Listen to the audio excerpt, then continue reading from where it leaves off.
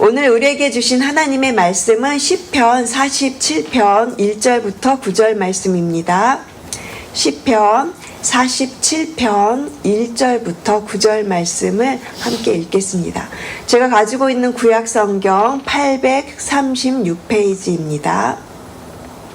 시편 47편 1절부터 9절 말씀을 함께 소리를 내어 합독하겠습니다. 너희 만민들아 손바닥을 치고 즐거운 소리로 하나님께 외칠지어다. 지존하신 여호와는 두려우시고 온 땅에 큰 왕이 되심이로다. 여호와께서 만민을 우리에게 나라들을 우리 발 아래에 복종하게 하시며 우리를 위하여 기업을 택하시나니 곧 사랑하신 야곱의 영화로다. 하나님께서 즐거운 함성 중에 올라가시며 여호와께서 나팔 소리 중에 올라가시도다. 찬송하라 하나님을 찬송하라. 찬송하라 우리 왕을 찬송하라. 하나님은 온 땅의 왕이심이라. 지혜의 시로 찬송할지어다. 하나님이 묵백성을 다스리시며 하나님이 그의 거룩한 보좌에 앉으셨도다.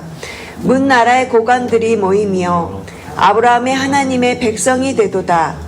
세상의 모든 방패는 하나님의 것이며 그는 높임을 받으시로다. 아멘. 삶의 모든 영역에서라는 제목으로 오늘 말씀 본문으로 말씀 나누겠습니다. 부산 CBS 방송에서 소개된 책이 있었는데요. 제목이 매우 흥미로워요. 축구와 하나님 나라라는 제목입니다.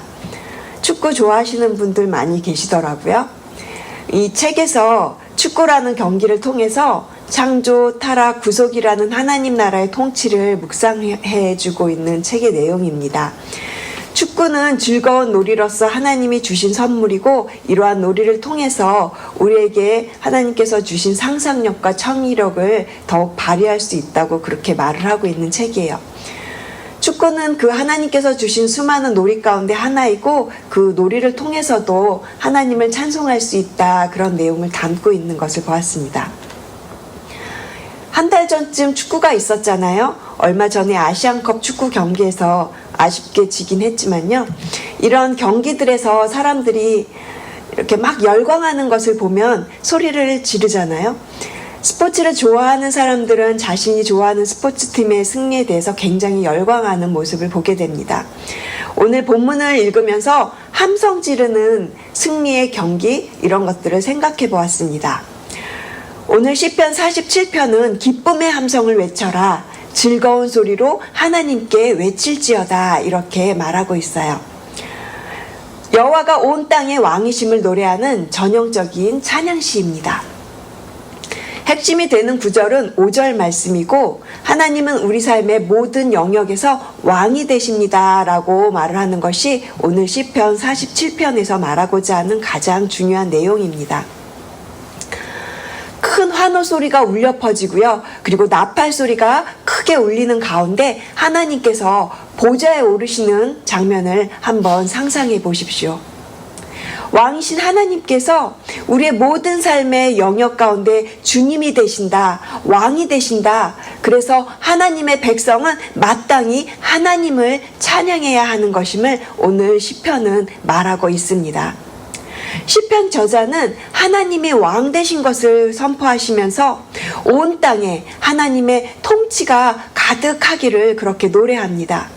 또한 우리의 삶 가운데, 우리의 인생 가운데 우리가 하나님을 왕으로 인정해야 하는 영역이 있는데 오늘 제목처럼 삶의 모든 영역에서 하나님은 우리의 왕이 되십니다. 하나님의 백성은 하나님만을 예배합니다. 오늘 본문은 찬양시로서 예배의 목적이 무엇인지 분명하게 보여줍니다. 찬양하라는 명령과 그리고 하나님은 왕이시라는 고백을 통해서 온전히 하나님을 높이고 예배의 주인공은 오직 하나님 한 분뿐이시다. 예배와 찬양은 오직 하나님을 높이는 시간이다. 이렇게 오늘 시편이 말을 하고 있는 것입니다. 그래서 오늘 본문을 통해서 무엇을 통해서 하나님을 높여야 하는지, 그리고 누가 하나님을 높여야 하는지, 어떻게 하나님을 높일 수 있는지 함께 살펴보고자 합니다. 먼저 우리는 무엇을 통해서 하나님을 높여야 할까요? 첫 번째, 예배를 통해서 하나님만을 온전히 높여드립니다. 우리 1절과 2절 말씀 다시 한번 함께 읽겠습니다. 너희 만민들아 손바닥을 치고 즐거운 소리로 하나님께 외칠지어다. 지존하신 여호와는 두려우시고 온 땅에 큰 왕이 되심이로다. 1절과 2절은 만민을 향해 손바닥을 치고 즐거운 소리로 하나님께 외치라고 말합니다. 지존하신 하나님께서 큰 왕이 되신 것을 함께 즐거워하며 축하하라고 말하고 있습니다. 마치 너무너무 좋아서 흥분해서 그렇게 목이 터져라 환호성을 지르는 그런 장면을 연상케 되지 않나요? 하나님을 향한 찬양은 이 마음 깊은 곳에서부터 터져나오는 감격인 것을 한번 생각해 보게 됩니다. 만민들이 손바닥을 치며 하나님을 즐거이 찬양해야 하는 이유는 하나님이 온 땅의 왕이시기 때문입니다. 성경에서 이 손바닥을 친다는 것에는 특별한 의미가 있어요. 열왕기하 11장 12절 말씀을 보시면요. 여호야다가 왕자를 인도하여 내어 왕관을 씌우며 율법책을 주고 기름을 부어 왕으로 삼음에 무리가 박수하여 왕의 만세를 부르니라 했습니다. 어린 요아스가 왕으로 세워지는 장면을 설명하고 있어요. 여호야다 제사장이 요아스를 데리고 나와서 왕위에 올리는 장면이죠. 무리가 박수하면서 왕의 만세를 부르니라 하고 있습니다. 구약에서 왕을 세우는 공식적인 예식을 말하는 구절인데요. 제사장이 왕이 될 사람을 인도하고 그에게 왕관을 씌웁니다.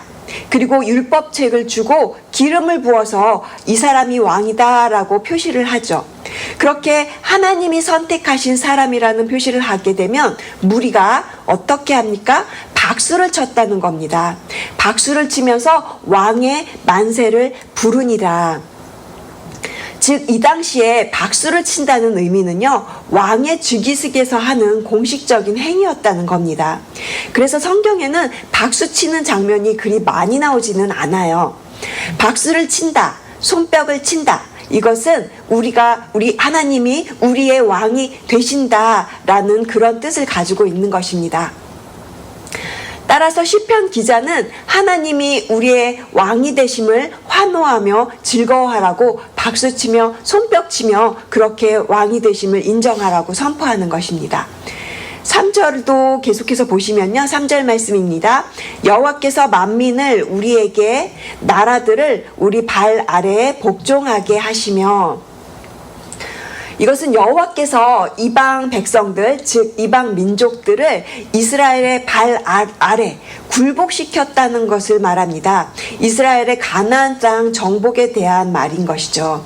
이 복종하게 하시며 이 부분을 다른 성경 번역본에서는 굴복시키다 또는 무릎 꿇게 하신다라는 표현으로 되어 있는 것을 볼 때 온 땅의 왕이신 하나님께서 그의 백성인 이스라엘에게 가나안 땅을 정복해 하시면서 이방 백성들의 우상이 아닌 오직 여호와 하나님만이 진정한 왕이 되심을 그렇게 알려주고 노래하고 있는 것입니다. 여호와는 온 땅을 다스리는 참된 왕이 되십니다. 이것이 오늘 시편 47편이 하나님께 찬양 드리는 내용인 것입니다. 우리의 삶의 모든 영역에서 예배를 통하여 하나님을 높이며 찬양합니다. 예배의 주인공은 오직 하나님 한 분뿐이시고 예배와 찬양을 온전히 하나님만을 높이는 시간입니다. 예배와 삶의 자리에서 우리의 주인공 되신 하나님을 인정하고 높이며 살아가시는 저와 여러분 되시기를 주님의 이름으로 축복합니다. 그렇다면 누가 하나님을 높이는지 함께 알아보도록 하겠습니다. 두 번째, 우리는 하나님이 선택하신 주의 백성입니다. 우리 4절 말씀 같이 소리내어 읽겠습니다. 4절입니다. 우리를 위하여 기업을 택하시나니 곧 사랑하신 야곱의 영화로다. 이 부분을 세번역 성경으로 보면요, 주님은 우리에게 땅을 선택해 주셨다. 이 땅은 주님께서 사랑하시는 야곱의 자랑거리였다. 이 부분에서 기업은 4절 말씀에서 기업은 소유, 재산, 유업이라는 뜻이에요. 하나님께서 야곱의 자손들에게 주시기로 약속하신 가나안 땅을 의미하는 것이죠. 1차적인 의미는 그렇지만 지금 우리에게 주신 의미는 예수 그리스도를 믿는 우리의 인생들에게 하나님이 허락하신 기업이라는 의미입니다. 하나님이 영화롭게 하신 여러분의 삶이라는 거예요. 그런데 왜 굳이 야곱을 언급했을까요? 아브라함도 아니고 이삭도 아니고 야곱의 영화로다 하신 이 말씀은요, 가나안 땅을 분배할 때 그때를 말하고 있는 거라 이 야곱을 말하고 있는 겁니다. 4절 후반절 보시면요, 사랑하신 야곱의 영화로다. 여기서 사랑하신 이 표현에 동그라미도 해놓으시고 꼭 기억해 놓으셨으면 좋겠습니다. 가나안 땅에서 이루셨던 땅의 분배가 이스라엘이 뭘 잘해서가 아니었어요. 사랑하신 야곱의 영화는 지금 우리를 사랑하시는 하나님의 그 놀라우신 지극하신 사랑의 표현인 것입니다. 우리가 뭘 잘해서가 아니고요, 하나님의 사랑하심에 값없이 주시는 땅이라는 거예요. 하나님이 사랑하신 누구누구의 영화로다. 우리 한번 이 야곱 대신에 각자 자신의 이름을 넣어서 하나님이 사랑하신 누구누구의 영화로다, 각자 자신의 이름을 넣어서 한번 같이 말씀해 보실까요? 천천히 한번 따라서 하나님이 사랑하신 자기 이름을 넣어서 현숙이의 영화로다. 아멘. 계속해서 5절 말씀 보시면요, 하나님께서 즐거운 함성 중에 올라가시며 여호와께서 나팔 소리 중에 올라가시도다. 여호와가 큰 함성, 큰 나팔 소리 가운데 올라가셨다고 하는데요, 그런데 여호와가 어디로 올라가셨는지는 구체적인 장소를 말해주고 있지 않습니다. 아마도 이 말은 어떤 장소가 아니라 위치를 가리키는 말이라고 합니다. 그러니까 이 말의 의미는 여호와가 지극히 높은 위치, 곧 왕의 자리로 올라가신 것이죠. 이 5절 말씀을 새번역 성경으로 보면 더 분명해집니다. 제가 읽어드리겠습니다. 환호소리 크게 울려 퍼진다. 하나님이 보좌에 오르신다. 나팔소리 크게 울려 퍼진다. 주님이 보좌에 오르신다. 그러면서 계속해서 6절은 찬송하라, 하나님을 찬송하라. 찬송하라, 우리 왕을 찬송하라. 왕이 되신 하나님, 왕의 보좌에 오르신 우리 왕, 우리 여호와 하나님을 찬송하라고 4번이나 찬송하라고 말하고 있습니다. 계속해서 7절에서도 하나님은 온 땅의 왕이심이라 지혜의 시로 찬송할지어다. 시편의 저자는 진심으로 하나님을 찬송하기를 즐거워했습니다. 찬송받으시기에 합당하신 하나님을 찬송하지 않고는 견딜 수가 없는 그런 뜨거운 심령이었던 것입니다. 그래서 찬송하라는 말을 4번이나 반복해서 외치고 또 7절에서도 찬송할지어다 하면서 이 시편 47편 안에서만 5번의 찬송하라는 말이 나오고 있습니다. 하나님을 찬송하라, 여기서 찬송하라는 이 단어를 원어적인 그 의미로 살펴보면요, 손가락을 튕기다, 이런 의미를 담고 있습니다. 따라서 목소리와 함께 악기로 하나님을 찬송하라 하는 것을 의미하는데요, 사무엘하 6장 5절에서는 다윗과 이스라엘 온 족속은 잣나무로 만든 여러 가지 악기와 수금과 비파와 소고와 양금과 재금으로 여호와 앞에서 연주하더라 하고 기록되어 있습니다. 여러분, 찬양은 열정적으로 드려야 합니다. 우리의 모든 것을 총동원하여서 왕이신 하나님을 찬양해야 합니다. 그래서 새번역 성경은 그렇게 말합니다. 정성을 다하여 찬양하여라. 정성을 다하여 찬양하여라. 우리의 삶의 모든 영역에서 주의 백성인 우리는 정성을 다하여 하나님을 높이며 찬양합니다.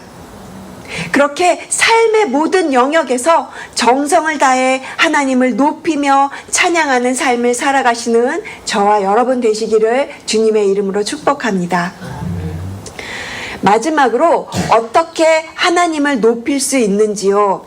세 번째, 하나님의 보좌는 우리의 마음 가운데 이미 들어와 계십니다. 우리 8절과 9절 말씀을 다 함께 한 목소리로 같이 읽겠습니다. 하나님이 뭇 백성을 다스리시며 하나님이 그의 거룩한 보좌에 앉으셨도다. 문 나라의 고관들이 모임이여 아브라함의 하나님의 백성이 되도다. 세상의 모든 방패는 하나님의 것이며 그는 높임을 받으시리로다. 아멘. 이스라엘을 넘어서 열방까지 하나님의 백성이 되어서 모든 사람들이 하나님을 찬양할 것을 선포합니다. 구원이 이스라엘 백성에게만 있는 것이 아니라 이스라엘 백성을 넘어서 열방 가운데 퍼질 것을, 그리고 이러한 구원으로 말미암아 모든 백성이 하나님을 찬양할 것을 그렇게 드러내고 있는 표현입니다. 온 땅의 왕이신 하나님, 우리는 하나님께서 선택해 주신 주의 백성입니다. 우리는 예배로 하나님만을 온전히 높이며 나아갑니다. 왕이신 하나님께서 보좌에 앉아 계시는데 주님을 왕으로 모신 우리의 마음 가운데, 예수님을 우리의 마음의 왕자에 앉히신 왕으로 모신 우리 모두들의 마음 가운데 이미 들어와 계십니다.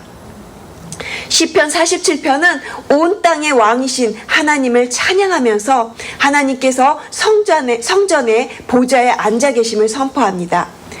보좌는 단순히 언약궤만을 가리키는 것이 아니라 하늘의 그 왕자만이 아닌 것이라, 예수 그리스도를 믿고 주님을 모신 모든 사람들에게는 우리의 그 마음 가운데 하나님의 그 보좌에 앉아 계시는 것입니다. 그래서 주님을 구주로 모신 자들, 그 마음을 하나님께 내어드립니다. 우리의 마음은 하나님의 보좌가 됩니다. 거기서부터 하나님의 통치가 시작됩니다. 여러분은 혹시 사형리에 대해서 아십니까? 이 사형리는 한국 대학생 선교회 CCC 단체에서 만든 전도지입니다. 이 전도지 내용 가운데 하나님의 통치와 관련된 좋은 내용이 있어서 여러분께 소개해 드리기를 원합니다.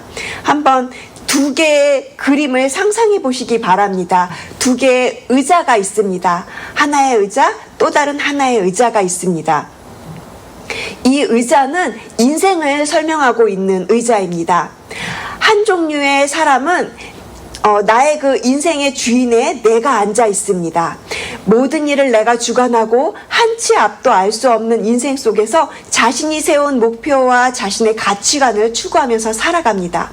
인생의 끝과 삶에 대한 답도 모른 채 불안과 초조 속에서 길 잃은 양처럼 살아가는 자신의 그 마음 가운데 의자에 자신이 앉아 있는 그런 그림입니다. 그리고 또 다른 그림은요, 또 다른 사람에 대한 설명인데, 예수 그리스도가 그 인생의 주인인 사람입니다. 그의 인생의 그 주인의 자리에 예수님이 앉아 계신 것이죠. 예수 그리스도를 주인으로 영접한 사람은 하나님의 돌보심과 그리고 하나님의 선한 뜻을 따라서 살아가게 됩니다. 죽음 이후에도 영원한 생명을 누리게 됩니다.